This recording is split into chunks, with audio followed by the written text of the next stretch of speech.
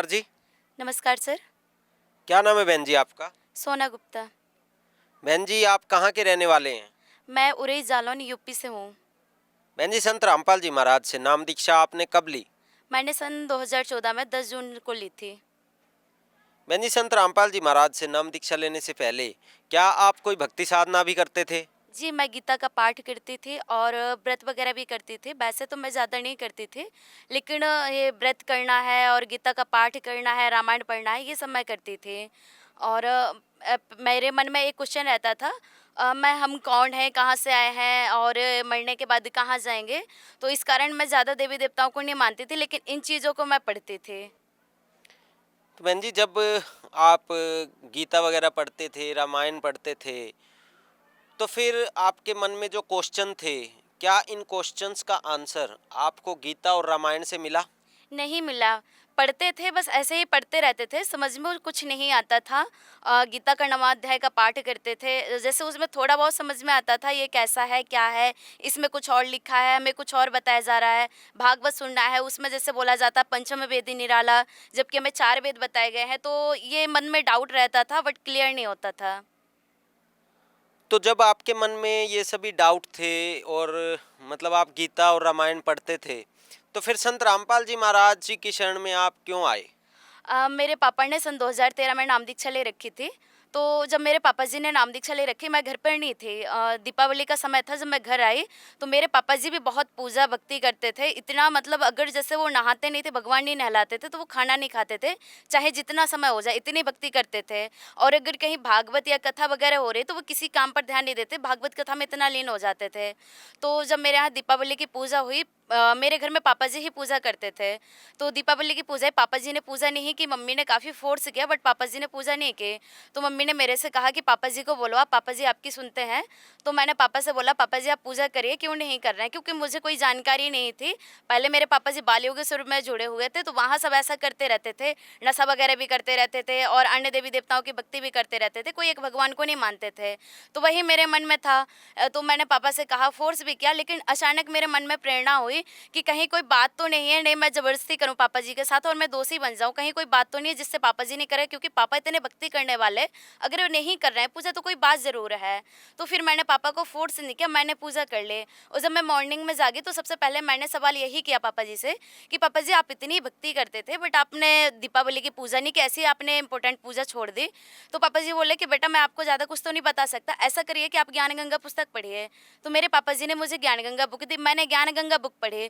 जब मैंने ज्ञान गंगा बुक पढ़ी, तब मुझे मेरे क्वेश्चनों का आंसर मिला कि हम कौन हैं, कहाँ से आए हैं, मरने के बाद जहाँ कहाँ जाएंगे, ये सब मिट जाएगा तो क्या रहेगा, कौन अविनाशी है। ये सारी चीज़ें मेरे क्वेश्चन का आंसर मुझे तब मिला जब मैंने ज्ञान गंगा बुक पढ़ी।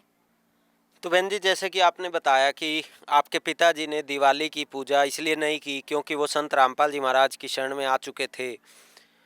तो क्या इसका मतलब ये है कि संत रामपाल जी महाराज जो है वो दिवाली की या अन्य पूजाओं को छुड़वा देते हैं? क्या कारण था कि वो दिवाली की पूजा नहीं कर रहे थे?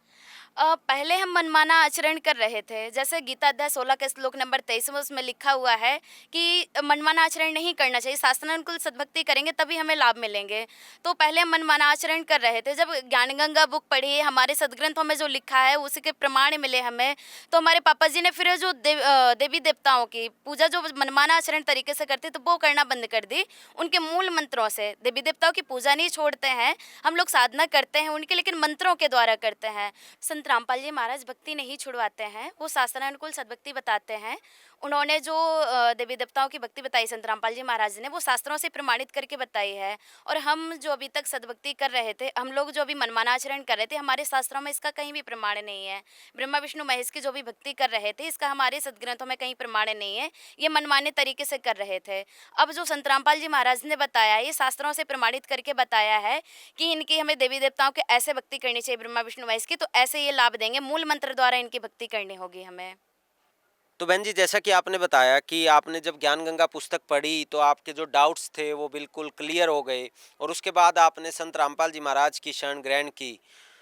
तो संत रामपाल जी महाराज के शिष्यों से जब हम सुनते हैं कि संत रामपाल जी से नाम दीक्षा लेने के बाद उन्हें काफ़ी लाभ प्राप्त होते हैं, तो क्या ऐसे कोई लाभ आपके साथ भी हुए? जी, हमारे साथ संत रामपाल जी महाराज ने कई चमत्कार किए हैं। सबसे पहले तो हमारे पापा नशा करते थे, गुटखा और बीड़ी का। बीड़ी का तो बहुत ज़्यादा ही करते थे। तो पहले कई बार छोड़ने की कोशिश की, बट उनसे छूटता नहीं था। कई गुरु भी किए हैं उन्होंने, लेकिन वो लगातार करते रहते थे। कभी 2-4 10 दिन के लिए छोड़ा, फिर करने लगे, 2-4 दिन के लिए छोड़ा, लेकिन उनसे ये होता नहीं था। जब वो नाम दीक्षा लेने गए थे वहाँ बरवाला आश्रम में संत रामपाल जी महाराज के पास, तो वो गुटखा के पैकेट लेकर गए थे, क्योंकि उनको नियम पता नहीं थे। उन्होंने ज्ञान गंगा बुक पढ़ रखी थी, बट नियम पता नहीं थे। जब उन्होंने वहाँ जाके नियम पढ़े, उनको पता चला कि ये पूर्ण परमात्मा की भक्ति बता रहे हैं और ऐसी-ऐसी मर्यादा है और ऐसा अभी तक हमें कहीं नहीं बताया, तो उन्होंने उसी दिन से नशा करना बिल्कुल छोड़ दिया। उस दिन से नशे को कभी हाथ भी नहीं लगाया है उन्होंने। दूसरा लाभ हमें ये हुआ है कि हमारे जो पति हैं, हमारी जहाँ रमैनी हुई है, दहेज मुक्त विवाह हुआ है जो हमारा, तो उनको पथरी थी। उनको इतनी प्रॉब्लम हो गई थी 2 महीने से कि उन्होंने खाना-पीना बंद कर दिया था। यहाँ तक कि इतनी प्रॉब्लम, पेट बहुत ज़्यादा उनका बढ़ गया था। कपड़े भी नहीं पहन पाते थे, वो इतनी दिक्कत हो गई थी। खाना-पीना बिल्कुल नहीं खाते थे। तो उनको उनकी माताजी ने नाम दीक्षा, पहले उनकी माताजी ने नाम दीक्षा ले रखी थी, तो उनको नाम दीक्षा दिलाई संत रामपाल जी महाराज जी से। उन्होंने जब नाम दीक्षा ली और सिर्फ़ मात्र 2 घंटे मंत्र किए हैं, जो मंत्र गुरुजी ने बताए हैं, वो मंत्र किए हैं, उनका जाप करते भगत जी की बीमारी ऐसे दूर हो गई, पता नहीं चला वो दर्द कहाँ गया। जबकि इतना दर्द होता था कि डॉक्टर भी वो खुद मेडिकल लाइन में रहे हैं, इतना सब कुछ जानते थे, फिर भी अपनी बीमारी दूर नहीं कर पाए और किसी भी चीज़ से उनको लाभ नहीं मिला। जब मंत्र किए उन्होंने, तो उन्होंने उनको दर्द में भी एक आराम हुआ, फिर उन्होंने खाना भी खाया, जबकि 2 महीने से उन्होंने बिल्कुल खाना बंद कर दिया था। उन्होंने खाना भी खाया, वो दिन आज का दिन। इसके बाद उन्होंने अल्ट्रासाउंड कराया, तो उसमें 23 एमएम की पथरी निकले, लेकिन दर्द बिल्कुल खत्म हो गया था। डॉक्टरों ने कहा ये क्या है आपको, ये 23 एमएम की पथरी, आप कह रहे हैं दर्द नहीं, इसका ऑपरेशन कराइए। तो भगत जी ने कहा हम ऑपरेशन नहीं कराएंगे, चाहे हम मर जाएं, ऑपरेशन नहीं कराएंगे। हमें पूर्ण परमात्मा की शरण मिल गई, हमें इतना विश्वास हो गया कि हमारे साथ कुछ गलत नहीं होगा, ये हमारे तो परमात्मा ने बिल्कुल खत्म कर दिया है।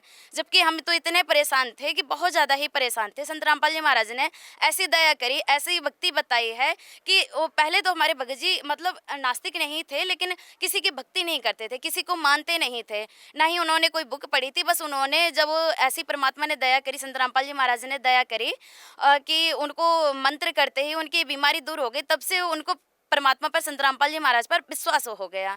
और हमारे पिताजी का एक बार एक्सीडेंट हो गया था। पिताजी ने नाम दीक्षा ले रखी थी, लेकिन जो गुरुजी मर्यादा बताते हैं हमारे यहाँ, तो वो उन्होंने भंग कर दी थी गलती से, काल दबाव से। तो उन्होंने जब मर्यादा भंग कर दी, तो उनका इतना भयानक एक्सीडेंट हुआ।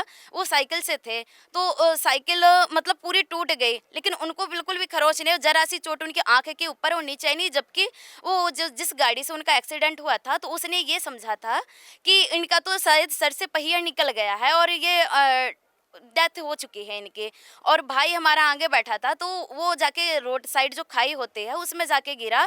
लेकिन वो बताने लगा कि हमें ऐसे लगा जैसे किसी ने हमें गोद में उठा लिया हो, किसी ने हमें हाथों पर ले लिया हो।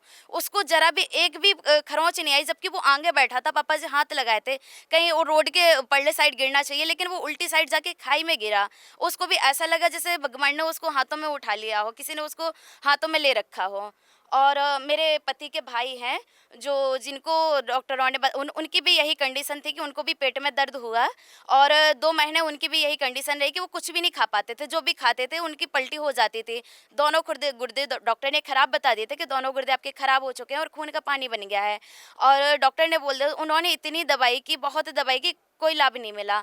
फिर डॉक्टर ने बोल दिया कि इनकी 8-10 दिन सेवा कर लीजिए, ये ज़्यादा दिन के नहीं बचेंगे। तो फिर उन्होंने संत रामपाल जी महाराज से प्रार्थना की, मेरे देवर के पति के भाई ने संत रामपाल जी महाराज से प्रार्थना की कि परमात्मा, और हम आपकी भक्ति करते, परमात्मा ये क्या हो गया है। तो उनको परमात्मा ने प्रेरणा दी, उनको दर्शन दिए भगवान ने, संत रामपाल जी महाराज ने, कि आप आश्रम आइए। तो जब वो आश्रम आए, सेवा की उन्होंने, तो वो एकदम से बीमारी ख़त्म हो गई। उसके बाद उन्होंने, और जो वो खाना खाना बिल्कुल बंद कर दिए थे। जब वो आश्रम के लिए निकले हैं, तो मैंने उनको खाना खिलाया, उन्होंने आराम से खाना खाया। रास्ते वो दिन है, आज का दिन है, बराबर ना ही वो बीमारी का पता है, ना ही वो तकलीफ़ का पता है। जब से बिल्कुल नॉर्मल हैं वो, अब अच्छे से खा पी रहे हैं, वो बीमारी बिल्कुल दूर हो चुकी है उनकी। और मुझे भी माइग्रेन की प्रॉब्लम थी, 10 साल से हो गए। इतनी ज़्यादा माइग्रेन की प्रॉब्लम थी कि जब मुझे सर दर्द होता था तो ये लगता था कि जान निकल जाए वो अच्छा है, लेकिन सर दर्द बहुत भयंकर होता था। इतनी तकलीफ़ हो जाती थी कि मैं सर बांध के रखती थी और टैबलेट दवा भी लेती थी, लेकिन बट उससे कोई आराम नहीं मिलता था। ये लगता था कि सर फट रहा है और मेरा पूरा सर, पीछे भी आगे भी इतना दर्द होता था कि मैं देख भी नहीं पाती थी। और ऐसा हो गया था मेरे साथ कि जैसे अगर मैं धूप में निकलती थी या मैं छत पर जाऊं तो जैसे मेरी रोशनी की किरण मेरे सर पे पड़ती थी तो मेरी आंखों की नसें एकदम तड़क जाती थी, मुझे दिखने में भी प्रॉब्लम हो चुकी थी। फिर परमात्मा से प्रार्थना करी मैंने कि गुरुजी मुझे तो कोई दवा भी लाभ नहीं कर रही है, परमात्मा दया कीजिए। तो फिर परमात्मा ने ऐसी दया की, बिल्कुल उस वो दिन है, आज का दिन है, संत रामपाल जी महाराज जी की दया से मेरी माइग्रेन की बीमारी बिल्कुल ठीक हो गई है। हम 4 बहनें हैं, तो जब पहले हम जब नाम दीक्षा नहीं ले रखे थे, हमारी पहले से ही आर्थिक स्थिति खराब रहती थी। तो पापा जी को सब लोग कहते थे कि आपकी 4-4 बेटियां हैं, इनकी कैसे शादी करोगे आप? तो फिर जब हमने संत रामपाल जी महाराज से नाम दीक्षा ली, उसके बाद पता चला कि यहाँ तो दहेज मुक्त विवाह होता है, दहेज एक कुप्रथा है। ये तो हमें पहले से ही लगता था कि दहेज एक कुप्रथा है। इसमें मतलब कई परिवार बर्बाद हो जाते हैं। तो संत रामपाल जी महाराज से जब हमने नाम दीक्षा ली तो हमें पता चला, फिर हमारी रामायणी, पहले वो जगत वाले कहने लगे थे कि अब तो आपने गुरु बना लिया, आप किसी के यहाँ जाते भी नहीं, आपकी बेटियों का विवाह कैसे होगा, आपके यहाँ कौन आएगा कौन जाएगा, कैसे आप शादी करेंगे अपनी बेटियों की? तो जब हमारी रामायणी हुई है तो हमारे भगत जी ने एक भी रुपए का दहेज नहीं हमारे भगत जी ने लिया, ना ही हमारे पिताजी ने दिया। दहेज जो प्रथा है, कुप्रथा है, जो संत रामपाल जी महाराज ने इसको बिल्कुल खत्म कर दिया है। उनके अनुयायी दहेज मुक्त विवाह करते इस प्रथा को खत्म कर रहे हैं। ऐसा माना जाता है कि जैसे एक लड़की जब अपने पिता के घर को छोड़ के जाती है तो पिता को कन्यादान करना होता है, तो वो कन्यादान के रूप में दहेज दिया जाता है। तो क्या संत रामपाल जी महाराज कहीं इस कन्यादान की प्रथा को ही खत्म तो नहीं कर रहे? कहीं समाज का एक नुकसान तो संत रामपाल जी महाराज नहीं कर रहे? नहीं, ऐसा बिल्कुल नहीं है। वो हम लड़कियों के लिए काफ़ी प्रोटेक्शन प्रोवाइड कर रहे हैं। और वो जैसे दहेज के कारण ही कई लड़कियों को गर्भ में पता चलते ही उनको मार दिया जाता है, यानी कि भ्रूण हत्या कर दी जाती थी। तो संत रामपाल जी महाराज ने जो ज्ञान बताया है, तो उनके अनुयायी उसी ज्ञान पे चलकर उनको पता चल गया है कि दहेज एक विष के समान है। जैसे कहा जाता है दहेज लेना व देना एक कुरीति है। ये मान लीजिए कि ये कई परिवार बर्बाद कर देती है। जैसे लड़की का परिवार है और लड़कों का परिवार है, तो ये इन परिवारों को तबाह कर देते हैं। संत रामपाल जी महाराज के ज्ञान पर चलकर उनके अनुयायी ना ही 1 रुपए का दहेज लेते हैं, ना ही 1 रुपए का दहेज देते हैं, क्योंकि उनको पता है अगले जन्म में हमें गधा बन के चुकाना पड़ेगा। तो इसलिए वो इस दहेज जैसी कुप्रथा से बिल्कुल दूर रहते हैं। तो बहन जी, जैसे आपने बताया कि संत रामपाल जी महाराज से नाम दीक्षा लेने के बाद आपके पूरे परिवार को बहुत लाभ प्राप्त हुए, तो जो श्रद्धालु आज आपको सुन रहे हैं, आप उन्हें क्या संदेश देना चाहेंगे? मैं संदेश तो नहीं दे सकती, अपने भाई बहनों से प्रार्थना ही कर सकती हूँ कि आप संत रामपाल जी महाराज का ज्ञान समझें। आप ना उनसे नाम दीक्षा लें, पहले ज्ञान समझें। जब आप ज्ञान समझेंगे, उनकी पुस्तक पढ़ेंगे, तो आप देखेंगे कि उन्होंने क्या सच्चाई बता रखी है, हम आपसे क्या सच्चाई छुपाई गई है, हम आपको कैसे भ्रमित किया गया है, कैसे हम आपको गुमराह किया गया है। संत रामपाल जी महाराज ने एक एक सच को उजागर किया है, जिसको कई लोग उसको निंदा भी कहते हैं, लेकिन ऐसा नहीं है। संत रामपाल जी महाराज ने हमें हमारे सदग्रंथों का गूढ़ रहस्य बताया है, ये बताया है कि हमें क्या भक्ति करनी चाहिए।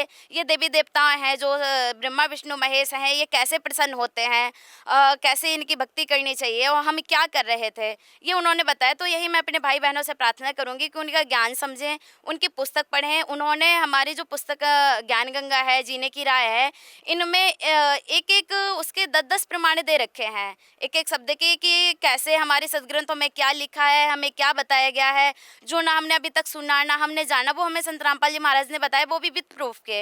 ऐसा नहीं है कि उन्होंने सिर्फ कहा है, उन्होंने प्रमाण भी हमें दिखाए हैं।